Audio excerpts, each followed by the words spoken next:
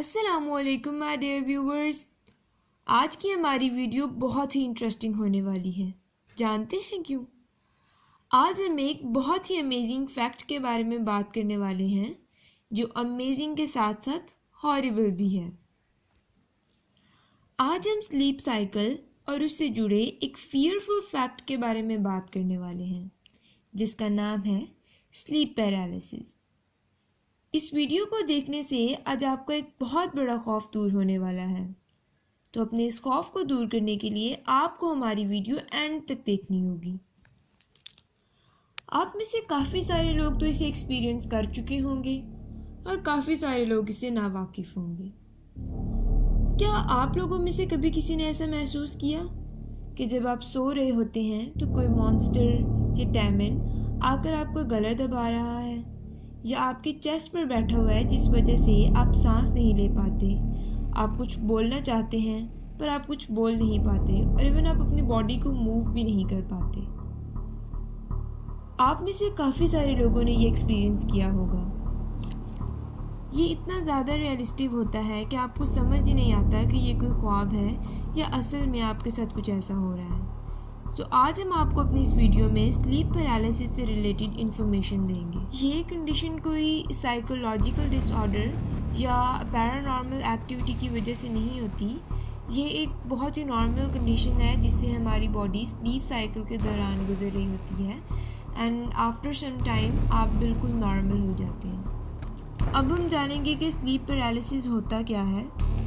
زیادہ تر لوگ سلیپ پیرالائسس کو پیرانارمل ایکٹیویٹی سے ریلیٹ کرتے ہیں، اور زیادہ تر لوگوں کو یہی لگتا ہے کہ سلیپ پیرالائسس کسی بھوت یا جن کی وجہ سے آپ ایکسپیرینس کرتے ہیں، جبکہ ایسا ہرگز نہیں ہوتا۔ سلیپ پیرالائسس دو کنڈیشنز میں ہوتا ہے۔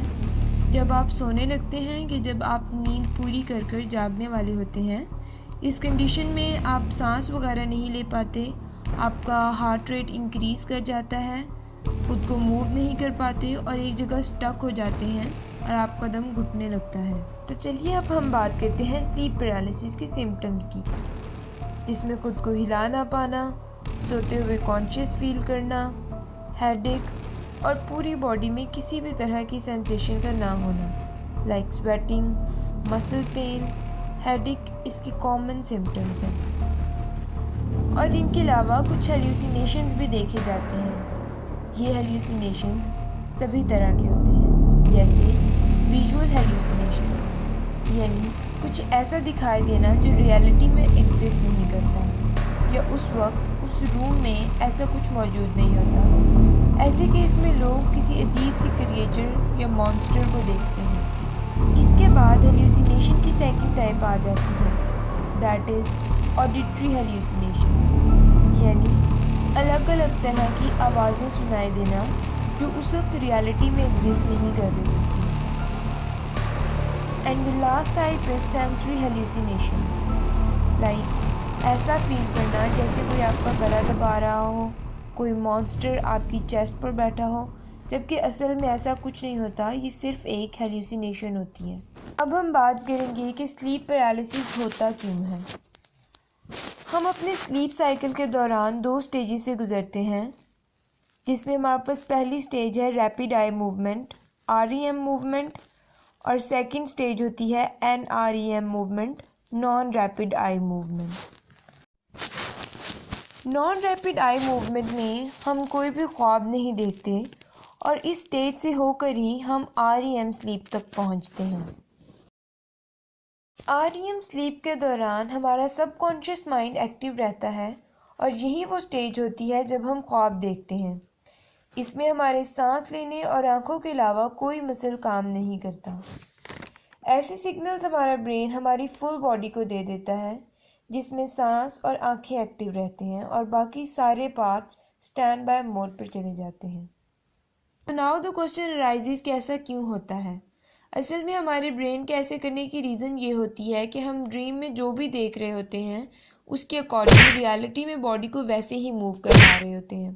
Suppose if you are fighting in a dream, آپ ہیرو بن کے ولن کو مار رہے ہو، اگر آپ REM سلیپ میں نہ ہوئے تو آپ اپنی باڈی کو ڈریم کی طرح ہی موو کرواؤ گے، تو آپ کے ساتھ جو انسان سو رہا ہوگا وہ بغیر کسی بات کے ولن کی طرح مار کھائے گا۔ بس تو انہی سب سے بچانے کے لیے ہمارا برین باقی سب مسلز کو اسٹینڈ بائی موڈ پر بھیج دیتا ہے۔ اس سے سلیپ پیرالیسس کنیکٹ ہوتا ہے۔ REM میں اٹھنے والے انسان کا برین اور آئیز الرٹ ہوتی ہیں مگر اس کے مسلز کام نہیں کرتے۔ مینز اگر ہم جاگ بھی رہے ہیں تو مائنڈ اس وقت بھی ڈریمز میں ہی ہوتا ہے۔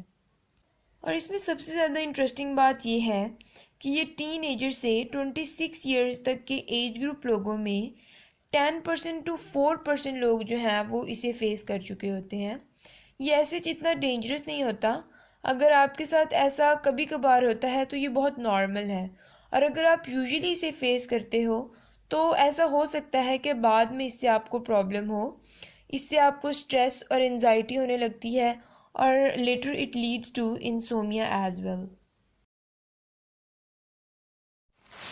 So here comes the last and most important point, that is treatment of sleep paralysis.